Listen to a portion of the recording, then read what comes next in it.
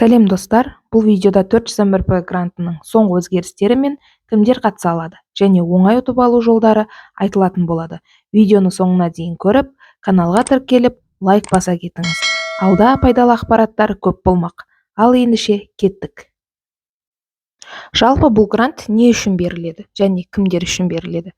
Бұл грант қайтарымсыз 400 еселенген айлық есептік көрсеткішпен мөлшерленген, яғни 2023 жыл бойынша 1.380.000 теңге.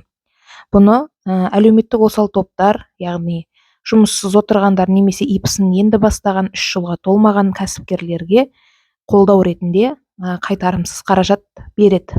Бұны тек бизнес бастауға, яғни гранттар келесі мақсатта ғана қолдануға рұқсат етіледі. Еңбек құралдарын, яғни техника, құрал жабдықтар сатып алуға, оны бушный сатып алмайсыздар. Яғни тек қана жаңа құрал жабдықтар және туыстардан алуға болмайды. Сосын жануарлар, малдар, құстар, көшеттер, бұталар, тұқымдар егін егуге, сол секілді сатып алуға, үй жайларын жалға алу ақысы, яғни алғашқы айын ғана көрсетуге болады.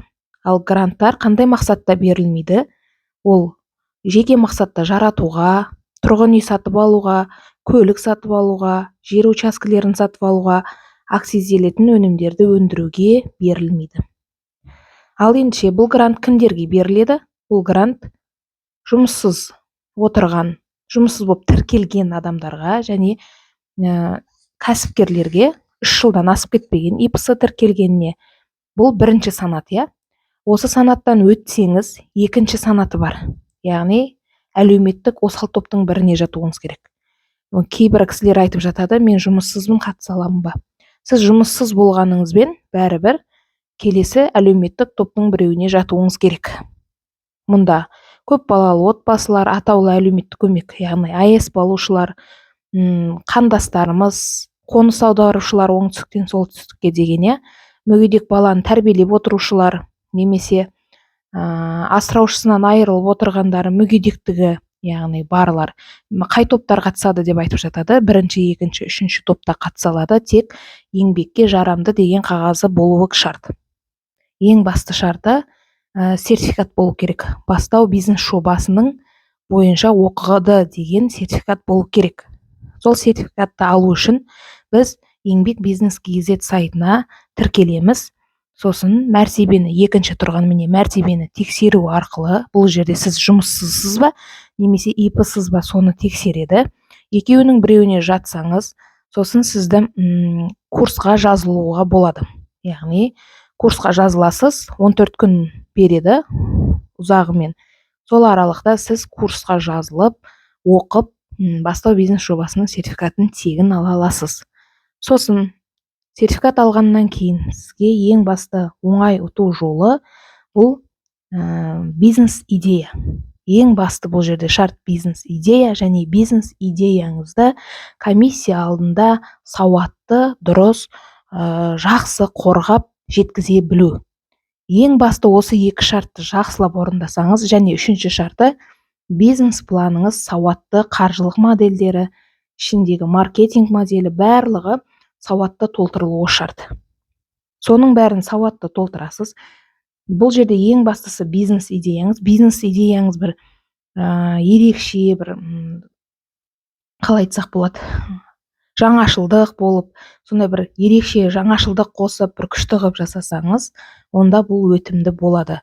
Көбінесе бұл грантқа қатысушылар сиыр аламын, сүтін өндіремін деп жүздеген бизнес пландар барады, оның бәрін қайтарып жібереді, яғни өзгеше бизнес идеяны күтеді оларда. Сіздерге мал, құспен барма демеймін, барыңыздар, бірақ кішкене бизнес түрін ерекшелендіріп, бір ерекшелік қосып, тек қана сүт өнімдері емес, сүт өнімдерінен бөлек тағы бір өнім түрін қосыңыз, сол малдан алатын секілді, сіздерге идея. Шаштараз, тағы басқа кондитерский дегендер көп барады негізі.